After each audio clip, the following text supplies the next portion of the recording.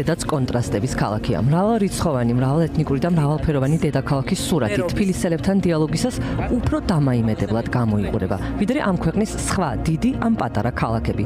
ოცნების პოლიტიკური ვექტორები და დამოკიდებულება თანამოქალაქეებთან იმდენად მკვეთრი გახდა, რომ თბილისი თავისთავად პოლიტიკური მოვლენების ცენტრად იქცა და პოლიტიკურ მოვლენებსაც ნაკლებად მოწყვეტილია. თუ ატევნებთ თვალყურს, როგორ ვითარდებოდა მოვლენები ბოლო დღეების მანძილზე მელიქიშვილის გამზირზე მის შტაბთან? რა თქმა უნდა. რა აზრის ხართ? კარგი აზრის არ. რა თქმა უნდა, ცუდის. უკვე უნდა დასრულდეს რა, ეს ყველაფერი. აღარ შეიძლება ესე გაგრძელდეს. იმ კაცებს რას ეტყოდით? კაცებს ვერ უწოდებდი. აბა ვინ არიან? არა კაცები.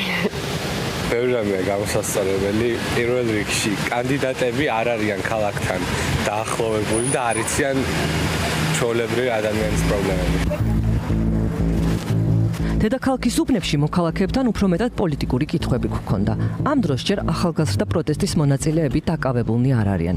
არც 23 წლის სტუდენტი გოგონაა ციხეში სისხლის სამართლის დანაშაულზე და ჯერ კიდევ არ ვიცით, რომ ოცნებამ საჩვენებლად დაკავებული ტიტუშკებიც გაათავისუფლა. კაი ქალაქის მერი გჭირდება. უყურებთ ტელევიზორს? კი. ნახეთ როგორი კამპანია აქვს? კი. ძალიან დაუწყიტა გული კაცს, არ შეიძლება ასე როგორ შეიძლება.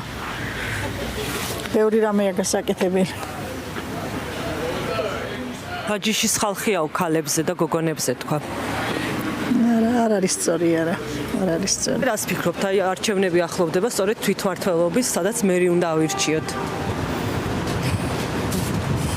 თქვენ თვითონ არ იცით, რასაც ფიქრობთ მოქალაქეები ზოგადად? ნდობა თუ გაქვთ ამ არჩევნების? საერთოდ უკვე არჩევნების ნდობა აღარა მაქვს 20 წელი აქ არ ცხოვრობ.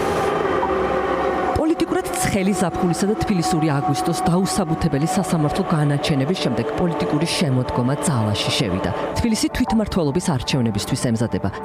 რამდენად მნიშვნელოვანია ევროპული მომავალი ამ ქალაქის? აუცილებელია, მნიშვნელოვანი კი არა აუცილებელია. თქვენ ეგრე აფიქრობთ? კი, ცხადი ასე ვფიქრობ, რას ურჩევდით ქალაქის ხელმძღვანელობას? ხალხს მოусმინონ მეტი არაფერი. ახალგაზრდებს ნოარბევენ და არბევენ და თვალებში ნაცავს ნოაყრიან ხალხს. როგორი ცხოვრება ქალაქში? აი, ჩვენთვის არც ისეთი კარგი, მაგრამ რას ისა. რა საჭიროებები გაქვთ? რა ვიცი, ბავშვები დამიტოვა ჩემი შვილი და დავიდა იტალიაში და ვარბავთ.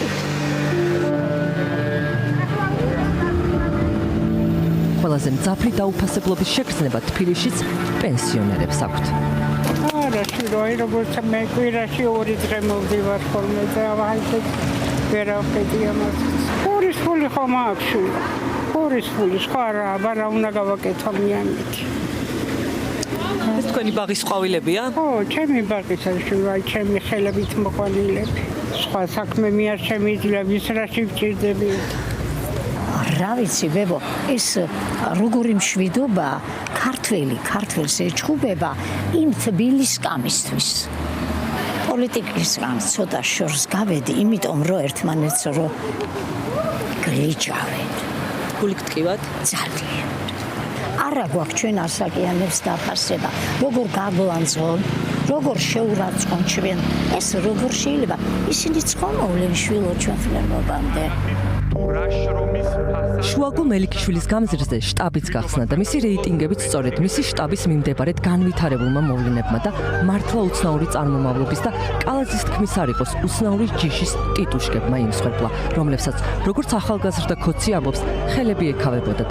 ჩვენი მხარდამჭერები ვინც არიან? გუშინ აი აქ რო იყვნენ შეკრებილები და ხელებს რო იქავებდნენ, ისე რომ უნდათ გამოსულიყვნენ და ნაც ორ კებისთვის, სახედაკარგულები რო იყვნენ, თავპირი რო დაელეცათ. და კადრებში ჩანს, რომ მაგარ ბიჭებს სულ სხვაგან ეკავებათ. პირველ რიგში მე იმას ვიტყვი ადამიანმა ერთმანეთი დაივიწყოს. აღარ უყვართ პატივს აღარცემენ ერთმანეთს. არავინ ერთმანეთს პატივს არ აღარცემს. ნახოთ რას აპირებს კობახიძე, როგორ დასჯის და დაშლის მათ, ვისაც ოცნება არ მოსწონს. მანამდე კი ამ ქალაქში და ქვეყანაშიც არის განცდა, რომ ყველა ერთნაირად ცუდი ცხოვრებისთვის განწირული და დასჯილია. რა აკლია ამ ქალაქს? სიყვარული. კაი, რა ფერია თბილისი? ნაცრისფერი, წავედი.